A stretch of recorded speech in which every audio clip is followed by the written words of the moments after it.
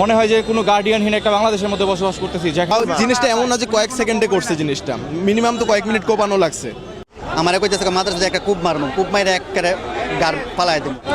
ভাই আমি দেখছি, আমি চা বানাইতেছি, পরে ওই ভাইয়াটা দৌড় দিয়ে দোকানে ঢুকছে, আর 5 জন ব্যক্তি রান্দাও চাপাতি আর ওই চুরি নিয়ে মানে ওইখানে 2-3টা কূপ দিছে। কূপ দেওয়ার পরে যে আমি বলছি এই ভাই আস্তে আস্তে ভাই মাফ করে দেন, যারা হয়েছে না হয়েছে পারেন মাথার চোদ।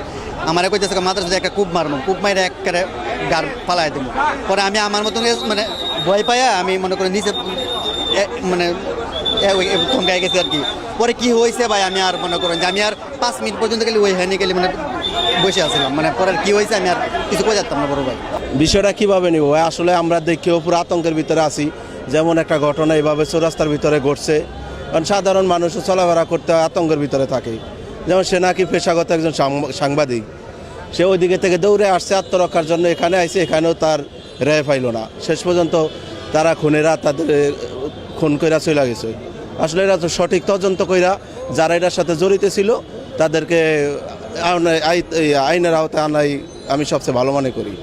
দেশের পরিস্থিতি তো খুব খারাপই। এই চৌরাস্তা মোড়ে এত মানুষের মাঝে যদি কুবাইত হয়ে যায়, তাহলে মানুষের তো জীবনের কোনো নিরাপত্তা নাই, যে কেউ যে কোনো জায়গায় কুবাইতে পারে। ভাই নিশ্চয়ই এটা খুব খারাপভাবে দেখার বিষয়, কারণ আমরা তো এরকম বাংলাদেশ চাই না। আমরা এরকম বাংলাদেশ চাই না যেটাতে মনে হয় যে কোনো গার্ডিয়ানহীন একটা বাংলাদেশের মধ্যে বসবাস করতেছি, যেখানে আপনার একজন মানুষ আপনার যে প্রকাশ্যে খুন করে চলে যায়। ঠিক আছে, আমরা তো মানে শুনেই এটা হচ্ছে মানে মেনে নিতে পারতেছি না। একজন মানবিক হিসেবে, একজন সাধারণ মানুষ হিসেবে এটা কখনো মেনে নেওয়া যায় না। ঠিক আছে, মানুষ পশুরা কখনো পশুর মতো এরকম ধরনের কাজ করে না। এটা দেখে আমরা খুবই মর্মাহত। আসলে আমি তো যদিও পুরো ঘটনা দেখি নাই, কিন্তু চৌরাস্তার মতো এরকম একটা জায়গার ভিতর তাও অবশ্য প্রশাসনের ব্যর্থতা তো আছে, প্রশাসন অবশ্যই ব্যর্থতা, বড় ব্যর্থতা আছে। তাও জিনিসটা এমন না যে কয়েক সেকেন্ডে করছে, জিনিসটা মিনিমাম তো কয়েক মিনিট কোপানো লাগছে। মানুষজনই বলতেছে যে একদম মৃত্যুর নিরাপত্তা, একদম তারপরে এই জায়গায় রাস্তার মাথায় ও আর আমি একসাথে আসতেছি, এর মধ্যেই মহিলা আর কয়েকটা ছেলে একজনকে ধাওয়ানি মারছে। সে 27-60 গায়ে ধাওয়ানি দেওয়ানে সে ওই দৌড় দিছে, ওই ধরনের স্যান্ড বাড়ি করছে।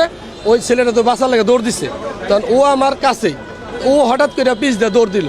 ও আমার মোবাইল বের করছে, বুঝতে পারছেন? তো মোবাইল বের করে তখন আমি ওরা খুঁজতেছি কই গেল, সব মানে আলজল লেগে গেছে গা, যে কী ব্যাপার ঘুমনে কী হইলো, কেরা ওই যে স্যান্ড ধাওয়াইতেছে। আমি পিছে পিছে দৌড় পারি, এদিকে দৌড় পারি। পরে শুনি যে এই জায়গায় আইসা এই দোকানের মধ্যে তারা কোপাইতেছে। তখন আমি ওই দূরে যে ব্যাপারটা কি, তখন আমি তো এখানে আসতে পারতেছি না। তখন আমি সাথে সাথে পুলিশের গাড়ি এখানে থাকে, আমি পুলিশের জন্য